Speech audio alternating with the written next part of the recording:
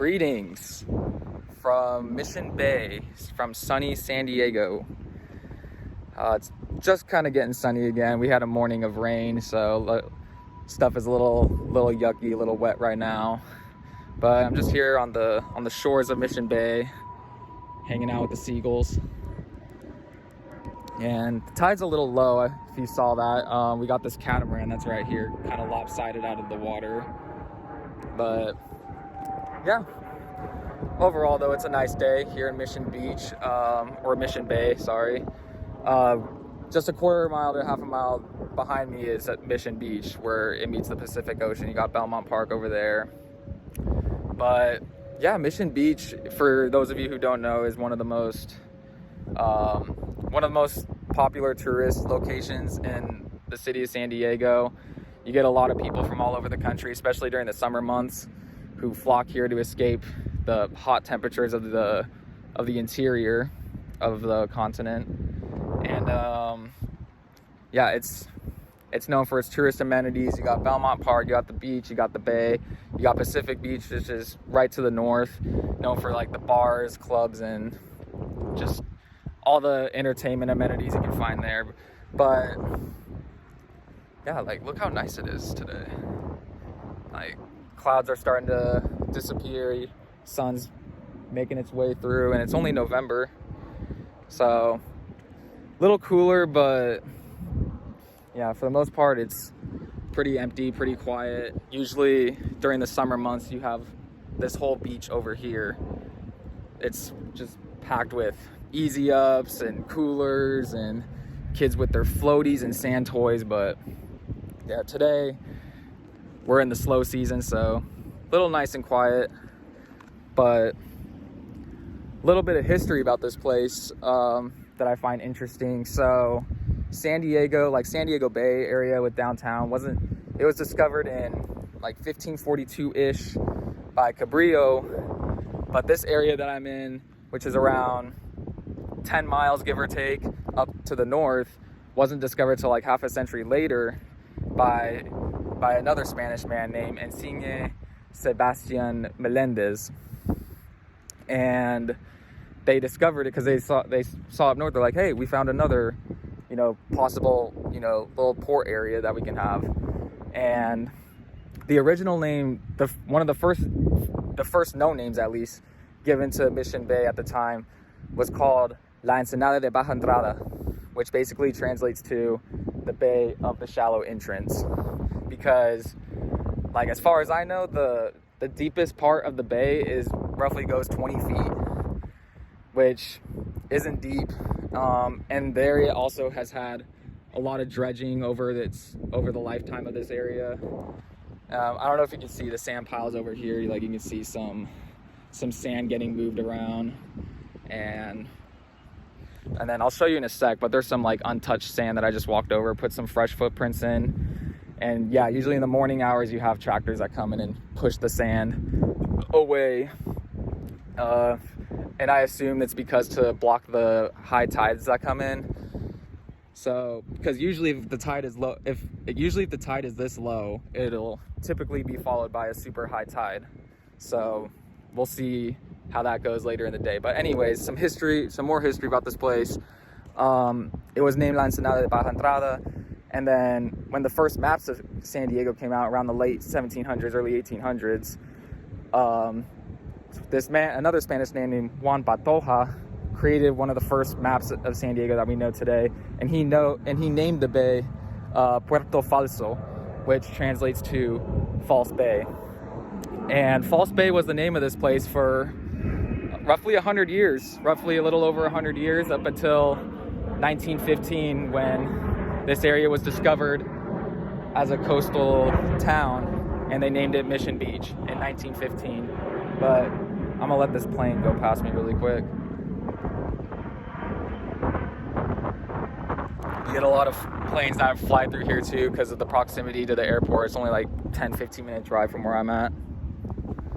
But it was named Puerto Falso, and then even after the Treaty of Guadalupe Hidalgo was signed, following the Mexican-American War in the 1840s, when the United States acquired California and the rest of the southwestern states as we know today, it was still named False Bay. Up until, like I just mentioned, 1915, when this area was recognized as a coastal town and they named it Mission Beach. And it was also one of the last few areas of land that were developed on, I should say. Sorry, I'm trying to find my words. But yeah, because Pacific Beach was not discovered, but was set up as a city in 1887. So nearly 30 years before Mission Beach, got its recognition. So yeah, but the name False Bay and Mission Bay would be used interchangeably as decades rolled around. But why don't we go walk over to Belmont Park and go check out some of the other historical elements of the area we're in. It's a very beautiful day. Got another plane rolling by. Got a little seagull chilling up on the sand hill right here.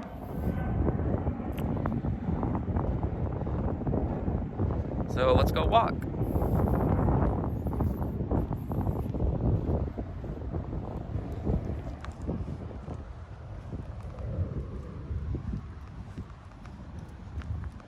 And then, like I said, so you have the tractors that come in through here and they push all the sand into like these little piles right here. So yeah, fresh tracks. These are my tracks going up to the bay. And shake my head. So you got these campfires are right here, but obviously people are gonna like throw their trash in and try to burn that. But we're not worried about that right now. We're just worried about some history today.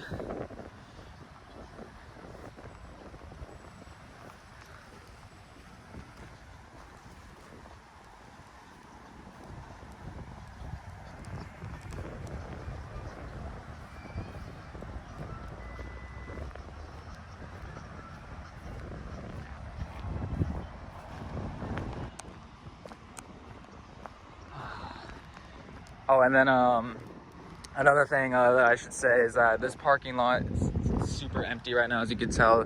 Usually during around 4th of July or just in the summer months in general, it's completely packed. You have lines of people and cars trying to get in and park, and it can get a little hectic. But today, we're in the off season, so it's very nice and quiet, very chill. But let's go ahead and cross the street to get to Belmont Park.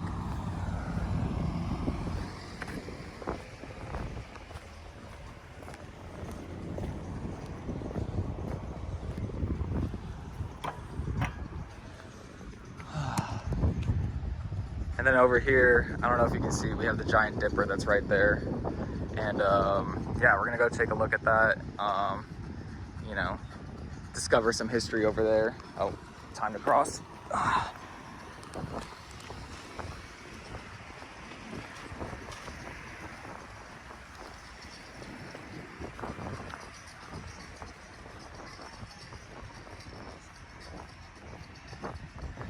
And then just past these palm trees in the distance is the beach. And just like that, went transition from the bay to the beach. So let's go inside.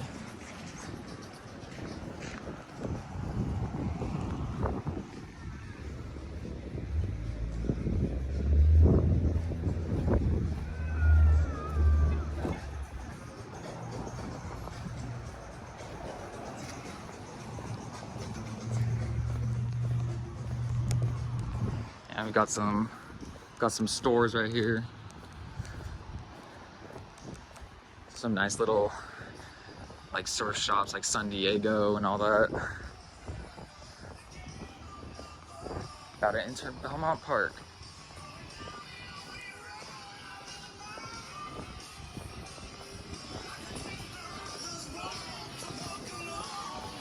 Whew, it's very quiet.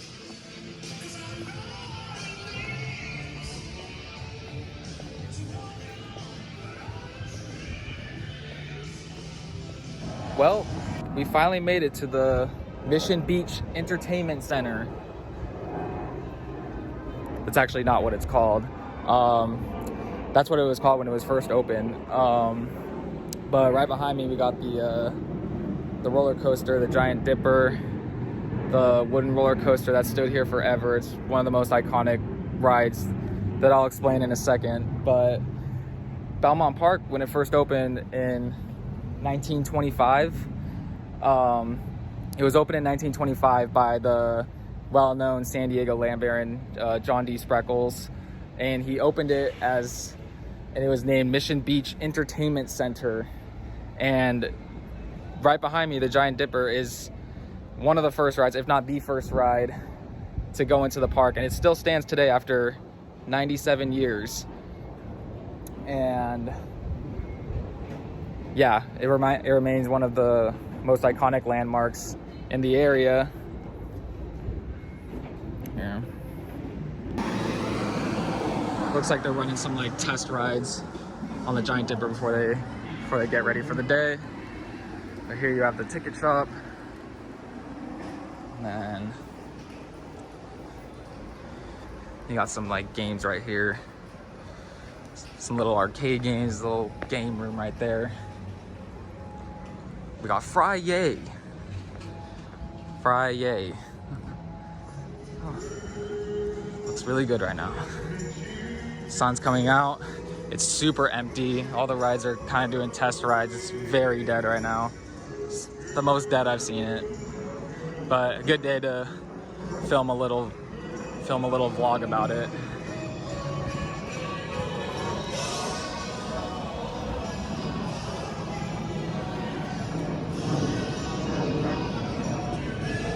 And then this is new right here. This is a rock wall that they put up probably in the last year or two. But we're gonna make our way around here.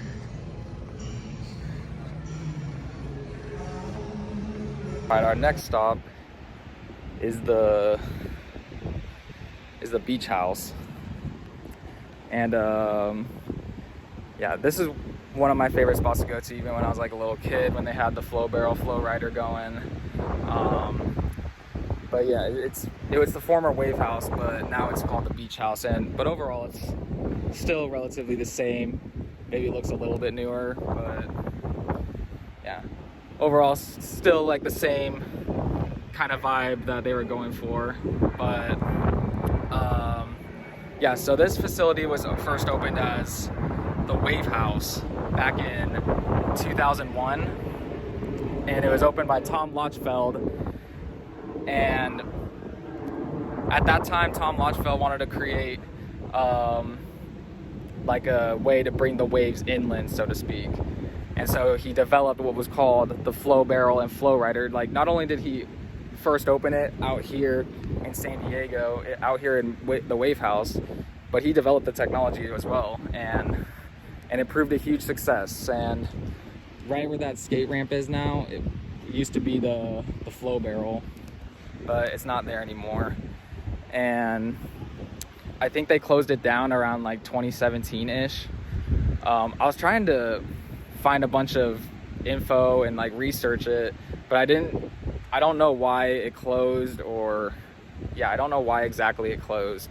I tried to get in touch with a couple people like who were tied to Belmont Park, but basically it sounded like it was a combination of like safety hazards with like rent payment disputes between the city of San Diego and the operators.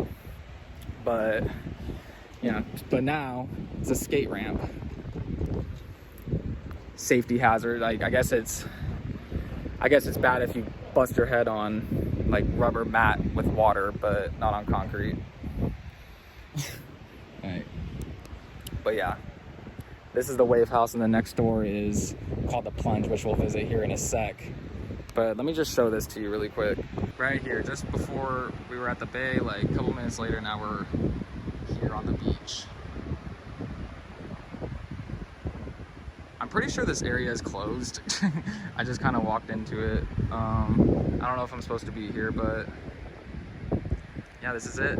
This is the beach house. Yeah, curious to see what the future holds for this place. I wonder if they're ever going to bring the flow barrel back. I hope they do, but we'll see. But let's go head over to the plunge. Another part of the Belmont Park that I wanted to touch on, last but not least, is the plunge right behind me. Just look at this view though really quick. Nice little view while you're working out. But yeah, I'm in this like common area, so it's not only an area to work out at, but around me is a gym. So, but yeah, you got the plunge pool right over here. You got a little kids area right there. Have a large pool. Hey, get up by you. But yeah, so when this place opened, it used to be called the Natatorium. And I guess it used to be a saltwater pool, and it was the largest saltwater pool in the entire world actually at one point. But several years ago, around 2014, they closed the facility. You know, they knocked it down over the years and they redeveloped it, and now you can see through here, it's now a freshwater pool, and it's operated by the Fit Gym that now operates here.